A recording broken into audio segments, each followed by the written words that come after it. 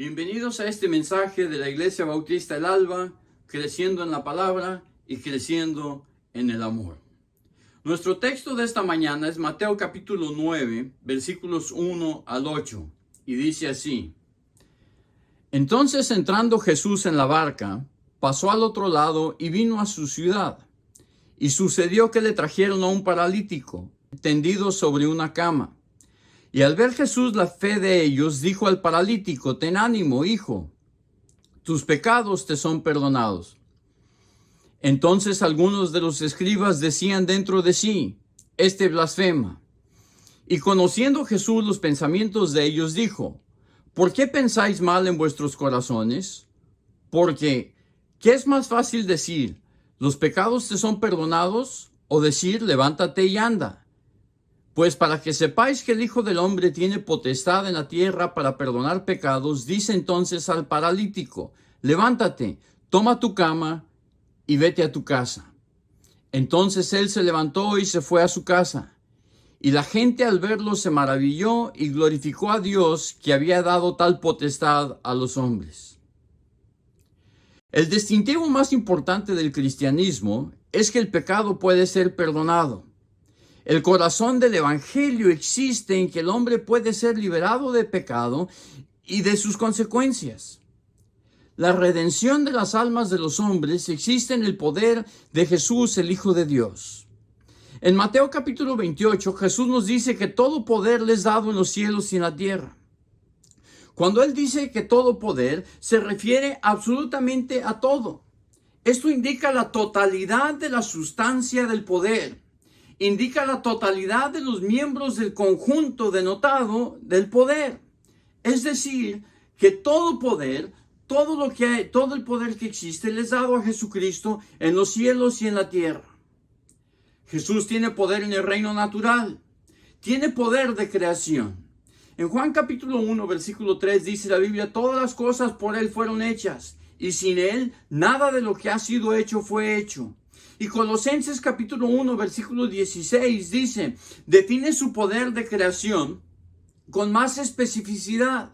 Y dice así: porque en Él fueron creadas todas las cosas, las que hay en los cielos y en la tierra, visibles e invisibles, sean tronos, sean dominios, sean principados, sean potestades, todo fue creado de Él y para Él.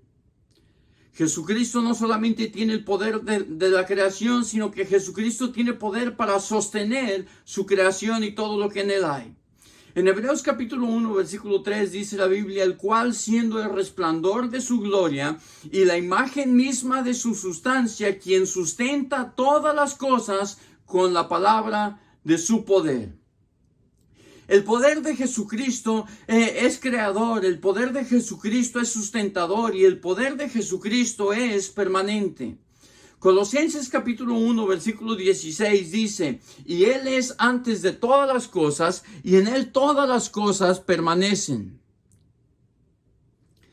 Nosotros podemos ver en Mateo, en el Nuevo Testamento, que Jesucristo tiene poder sobre la naturaleza. Sana el cuerpo de los enfermos, sana al leproso, sana a un siervo de un centurión sin jamás haberlo visto. Calma la tempestad en Mateo capítulo 8, versículo 26. Dios tiene poder sobre el reino natural para su honra y para su gloria. En Isaías capítulo 51, versículo 3 dice: ciertamente consolará Jehová a Sión, consolará todas sus soledades, y cambiará su desierto en paraíso, y su soledad en huerto de Jehová. Se hallará en ella alegría y gozo, alabanza y voces de canto. Porque Dios es poderoso en la naturaleza, nosotros podemos tener alegría, gozo, alabanza y voces de canto. Dios también tiene poder. Jesucristo tiene poder en el reino supernatural. Él tiene poder sobre los espíritus. Dios tiene poder sobre los demonios. En Mateo capítulo 8 nos habla la Biblia que Jesucristo echaba fuera muchos demonios por su palabra de poder. Y cuando llegó la noche, el versículo 16 dice: y trajeron a Él muchos endemoniados, y con la palabra echó fuera a los demonios. En Gadara, cuando se encuentra al endemoniado en Gadareno, que andaba entre las tumbas, espantando, asustando a la gente, echó fuera muchos demonios de una sola vez. Pero no solo Jesucristo tiene poder en el reino natural, tiene poder en el reino sobrenatural, pero tiene poder también en el reino espiritual. Toda potestad, todo poder les dado a Jesucristo. Jesucristo está a punto de demostrarle en la historia que acabamos de leer su poder en el reino espiritual eterno, perdonando los pecados de este hombre. Demostrará su poder sanándolo y perdonando sus pecados, quitando la consecuencia de su pecado. En el versículo 2 de nuestro texto dice: y sucedió que le trajeron un paralítico tendido sobre una cama, y al ver Jesús la fe de ellos. Fíjense que había un gran interés en Capernaum. La gente era una gente de fe y esperaba ver cosas de Jesús. Probablemente estaba él en una casa de 2 pisos, pero le traen a un hombre paralítico, probablemente cuadripléjico, porque lo traían en una cama, no podía moverse por sí solo. Esta gente, los discapacitados, eran tratados terriblemente por la sociedad en la que vivían. Eran los más discriminados. Eran los más discriminados porque se creía que la enfermedad era consecuencia del pecado, y lo vemos claramente en nuestro texto. Esta creencia de la gente la podemos ver ejemplificada en Juan capítulo 9, versículos 1 y 2. Dice: al pasar Jesús vio a un hombre ciego de nacimiento, y le preguntaron sus discípulos diciendo: Rabí, ¿quién pecó, este o sus padres, para que haya nacido ciego? Ellos creían que las aflicciones físicas eran consecuencia de algún pecado en la vida de las personas. Esto tenía varios resultados negativos para la sociedad y para los individuos. Primero, resultaba en el rechazo y discriminación de la sociedad, porque a los discapacitados los creía en consecuencia de su pecado personal. Segundo, la persona enferma se sentía rechazada y con un sentido de culpa por su condición. Y tercero, permitía que los discriminados que los discriminadores pudieran hacer la inflexión que ellos estaban sin pecado porque no tenían aflicción, que se reflejaba en su salud, que por su bondad alcanzarían la presencia de Dios. Todas estas cosas son contrarias a la palabra de Dios. En cuanto al punto primero y segundo de discriminación, la Biblia nos enseña que todo el mal que existe en el mundo sí es consecuencia del pecado. Dios hizo al mundo y al hombre perfecto, y cuando el hombre pecó, la maldición del pecado afectó todo el mundo. El mundo natural se manifiesta en tormentas, en destrucción, en enfermedad y en muerte. En el reino espiritual, el pecado produce depravación, separación de Dios y condenación eterna. En Romanos capítulo 5, versículo 12, dice: por tanto, como el pecado entró en el mundo por un hombre, y por el pecado la muerte, así la muerte pasó a todos los hombres, por cuanto todos pecaron. La Biblia enseña que todos hemos pecado, y que todos los hombres somos pecadores. La totalidad del conjunto de los humanos ha pecado. Y si el pecado personal produjera discapacidad, entonces todos nosotros lo seríamos.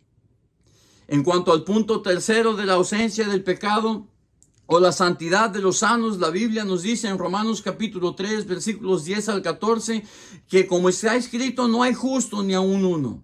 No hay quien entienda, no hay quien busque a Dios. Todos se desviaron, a una se hicieron inútiles. No hay quien haga lo bueno, no hay ni siquiera uno. Sepulcro abierto es su garganta, con su lengua engañan. Veneno de áspides hay debajo de sus labios, y su boca está llena de maldición y de amargura.